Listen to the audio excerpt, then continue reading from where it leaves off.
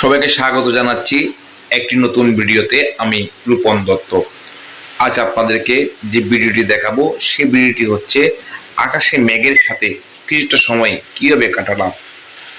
কলকাতা নেতাজি সুভাষচন্দ্র বোস আন্তর্জাতিক বিমানবন্দর থেকে বিমানে উঠেছি, আর বিমানের সিটটা পড়েছে জানলার একটু পাশে। জানলাটা আমার কাছ থেকে একটু দূরে, তাই ভিডিওটা করতে একটু কষ্ট হচ্ছে। দেখুন, আস্তে আস্তে কিন্তু বিমান আকাশে ওড়ার জন্য প্রস্তুতি নিচ্ছে।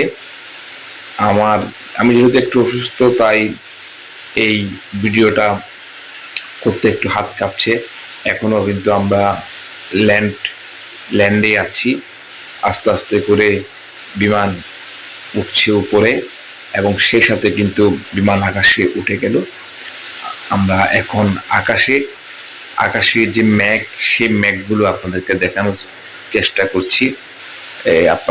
আপনাদেরকে প্রথমেই বলেছি আমি একটু অসুস্থ, তাই ভিডিওটা করতে একটু হাত কাঁপছে। দেখুন, আমরা এখন মেঘের সাথে আছি। একদম মেঘের মাঝখান দিয়ে আমরা বিমান করে কিন্তু এগিয়ে যাচ্ছি বেঙ্গালুরুর দিকে। এখনো আমরা কলকাতার আকাশে আছি। আস্তে আস্তে আমরা মেঘের মধ্যখান দিয়ে যাচ্ছি। যেহেতু দেখুন, আস্তে আস্তে বিমান কিন্তু উঠছে। ঠিক এই মুহূর্তে আমরা একদম মেঘের মধ্য দিয়ে যাচ্ছি। দেখুন, সাদা ধপধপে আকাশ, সে আকাশে অনেক মেঘ, আর এই মেঘের মধ্য দিয়ে আমরা কিন্তু এগিয়ে যাচ্ছি বেঙ্গালুরুর উদ্দেশ্যে।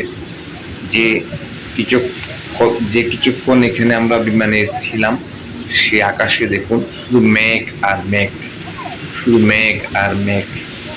দেখুন কত সুন্দর লাগছে। আসলে মেঘের মধ্য দিয়েই আমরা এগিয়ে যাচ্ছি। এর মাঝে নীল আকাশ দেখা যাচ্ছে, তার আশেপাশে কিন্তু মেঘ, সাদা মেঘ, মাঝখানে নীল আকাশ। দৃশ্যটা অত্যন্ত সুন্দর। আপনাদেরও নিশ্চয়ই এই দৃশ্যটি ভালো লেগেছে।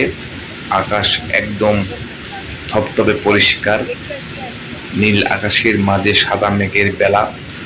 আমরাও আস্তে আস্তে করে এগিয়ে যাচ্ছি। একদম দেখুন, দৃশ্যটা এতটাই সুন্দর, আসলে না দেখলে বুঝতে পারবেন না, তাই আপনাদেরকে দেখানোর চেষ্টা করছি। দেখুন,